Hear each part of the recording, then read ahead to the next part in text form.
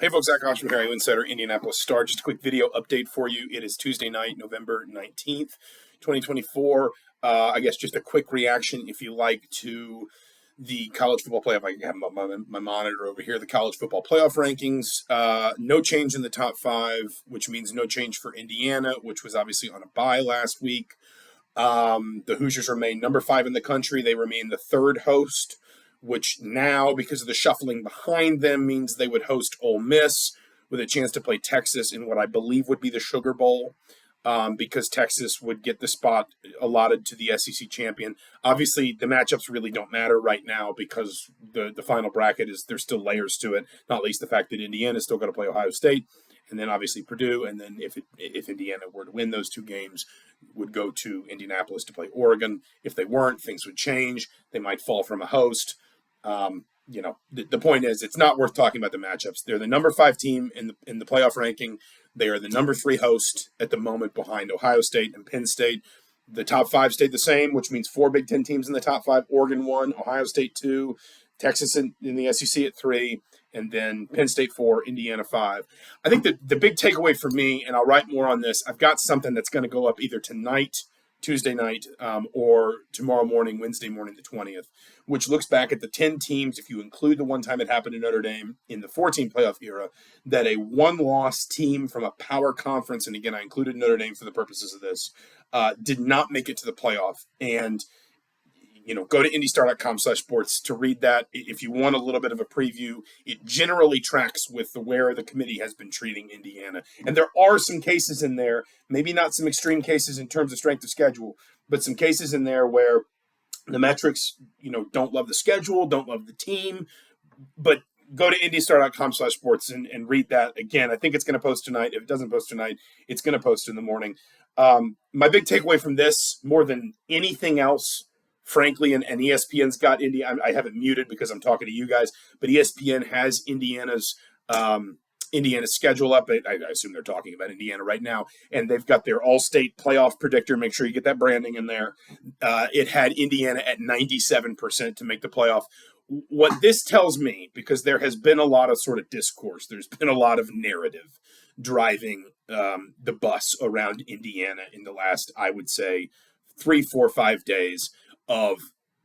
Is Indiana in danger of getting leapfrogged by all of these these 2-loss SEC teams? Now, I think there are going to be some people that point to BYU dropping from 6 to 14 as evidence that Indiana basically cannot afford to lose to Ohio State, or at least lose badly. I would point out a couple things. Number one, if you look at Boise State, or I keep saying Boise State, if you look at BYU, the computers have never cared for BYU tremendously. BYU is 30th in the FPI, 53rd in strength of schedule. They are 8th in strength of record.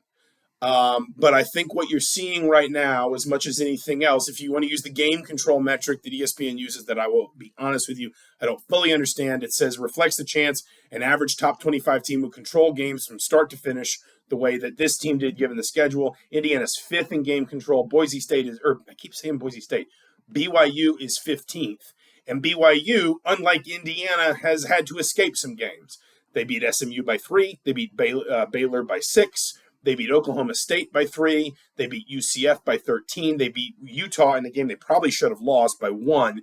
And then they lost at home to a 4-6 Kansas team. Indiana does not have, other than the strength of schedule, Indiana has basically everything else going for it. Even if Indiana loses to Ohio State, that is an acceptable loss. It does not change what the committee really seems to be taking into account around Indiana, which is the way Indiana's been winning games. That's going to contribute to that game control number. It's also going to contribute to strength of record, which Indiana, I think, is currently 6th, according to what I wrote down here on my notepad, nationally in strength of record. So Indiana is, I think, committee really likes where Indiana's at kind of in those metrics. And what this tells me is that if Indiana loses at Ohio State, my guess is, the committee is not going to be prepared to jump Indiana with enough two-loss teams to drop Indiana out of the playoff. Now, you never know that. You're never sure.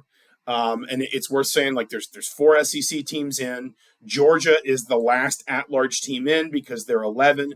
BYU is 14, but in this projection takes the automatic Big 12 spot. Boise State moves into one of the 4 byes as one of the 4 highest-ranked conference champions, replacing BYU. You would imagine there's still a chance that the Big 12 champion eventually winds up above Boise State, but we'll see how that plays out. To me, the longer that the committee keeps these teams that we're talking about comfortably behind Indiana and seems to be rating these two-loss SEC teams more against one another and less against the idea that the SEC is just so competitive that it deserves extra credit, the more I tend to believe that Indiana, I guess there is a world where Indiana goes to Ohio State and just gets completely wiped off the field, where the committee says, we no longer believe in IU. But everything the committee's done thus far has very much reinforced the idea that it thinks Indiana is one of the top, really one of the top 5 teams in the country, but at least one of the top 10 teams in the country, deserving of a place not just in the college football playoff, but at the moment hosting in the college football playoff. And anything other than, I think, just an absolutely lopsided, one-directional, embarrassing win in Columbus, and I just don't see how the committee justifies dropping one-loss Indiana behind all of these two-loss teams. There are other things that have to play out here. I'm going to keep this video short. I'll shut it down in a minute. Notre Dame still has to play Army. Texas still has to play Texas A&M. Alabama still has the Iron Bowl. They'll be favored in it, but rivalry games are weird. Texas A&M, who knows where that's going to go. Ole Miss has to, I think, go to Florida this weekend. Suddenly Florida is playing a lot better. DJ Lagway is back. Florida seems to be buoyed a little bit by the certainty around its head coaching situation. The point is, there's a lot still to play out, including, obviously, Indiana at Ohio State on Saturday. The last thing I will say is this ranking confirms that Indiana-Ohio State will be the first top 5 matchup in the regular season in IU history. So, you know the stakes. Indiana knows the stakes. Everybody knows the stakes. I think this was good news for Indiana tonight, but they do have to go take care of their own business in Columbus, just like anybody else. And then obviously at home against Purdue, kind of no matter what else happens. We'll drop it there for tonight. Got a podcast with Mike Neislich live tomorrow afternoon, as we normally do, probably around 1:30 or 2 o'clock. We'll talk about this. We'll preview the Ohio State game. Talk a little basketball, probably not too much. I know everybody's mind is on football right now, so tune in for that. We'll tweet out links and things in the morning and around lunchtime, and we will see you soon. Thank you so much for watching. I'm Zach Osterman with the Indianapolis Star.